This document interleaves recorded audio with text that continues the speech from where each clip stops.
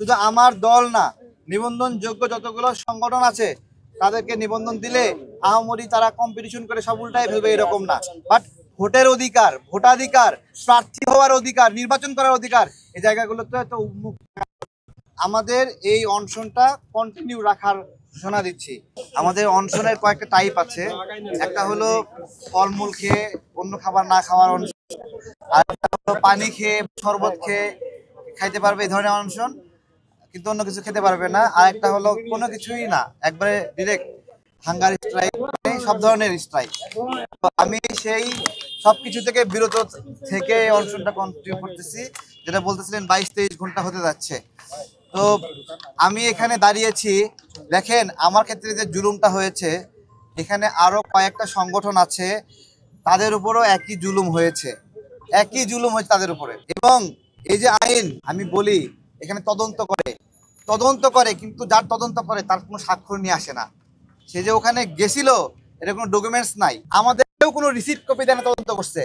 অর্থাৎ পুরা প্রক্রিয়াটাই এমন গায়েবী এবং হাওয়ায় রাখছে যে এটা তাদের রাজনৈতিক ইচ্ছার উপরে, পলিটিক্যাল উইল, অর্থাৎ পলিটিক্যাল এনভায়রনমেন্টে যারা ক্ষমতায় আছে তাদের উইলের উপর ভিত্তি করে কারা কারা নিবন্ধন পাবে সেই ধরনের একটা সিদ্ধান্ত হয়, যেটা পূর্ববর্তী সরকারের সময় 2-3টা সংগঠন পেয়েছিল পলিটিক্যাল উইলের উপর ভিত্তি করে।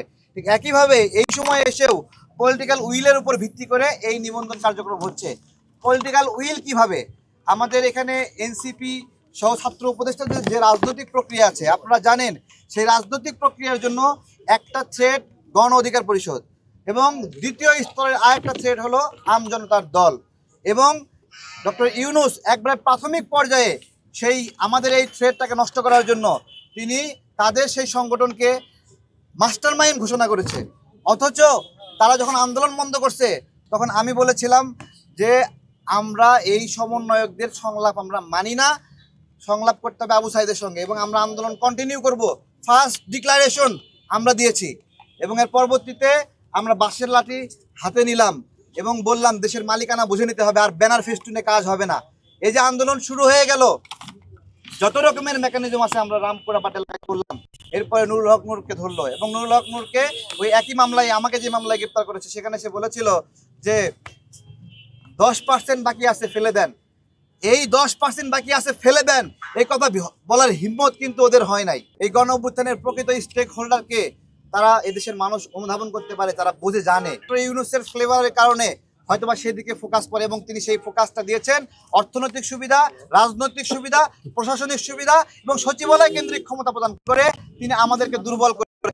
আজকে তিনি বা তারা মনে করছেন যে এই আম জনতা দল এক্সিস্ট করলে ওই টকশোতে গিয়ে খোঁচা দেয়, তাদের চুরির ফিরিস্তি ধরে। দেখেন এখানে অনশন করছি, কিছু খাইনি, তাদের কোনো ফিলিংস নাই, তাদের উপর আদেশ আছে দেওয়া যাবে না। তা আমিও আমার টাকা থেকে বলছি, শুধু আমার দল না, নিবন্ধন যোগ্য যতগুলো সংগঠন আছে তাদেরকে নিবন্ধন দিলে আহামরি তারা কম্পিটিশন করে সব উল্টাই ফেলবে এরকম না।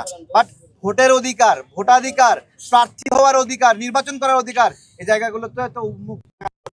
আমাদের এই অনশনটা কন্টিনিউ রাখার ঘোষণা দিচ্ছি। 23 ঘন্টা হয়েছে, দেখি আল্লাহ কতক্ষণ আমাকে বেঁচে রাখে। যতক্ষণ বেঁচে আছি ততক্ষণ অনশন চলবে ইনশাল্লাহ। দেখি তাদের মিনিমাম তাদের কনসার্ন হয় কিনা। এরা যদি বাংলাদেশকে ধারণ করে তাহলে এই পর্যন্ত আসবে, এরা যদি জুলাইকে ধারণ করে এই পর্যন্ত আসবে। এরা বলছে তারেককে চিনি, আমি এক সপ্তাহে গেলে পরের সপ্তাহে গেলে তারা ভুলে যায় আমি কে। তারা জিজ্ঞাসা করে কে আপনি, এরকম করে। এখানে অনশন বসার আগ পর্যন্ত তারা আমাকে ভালোভাবে চিনতো না, এরকম একটা অবস্থা। তারা এমন একটা ভাব করতো একজন কমিশনার গেলে তার পিএইচডি কে নিয়ে নিচে বলায় দেয় যে নিবন্ধন নিয়ে কেউ আসলে তাকে বিদায় করে দেন, আমাদেরকে ঢুকে পর্যন্ত দেয়নি, এরকম অবস্থা।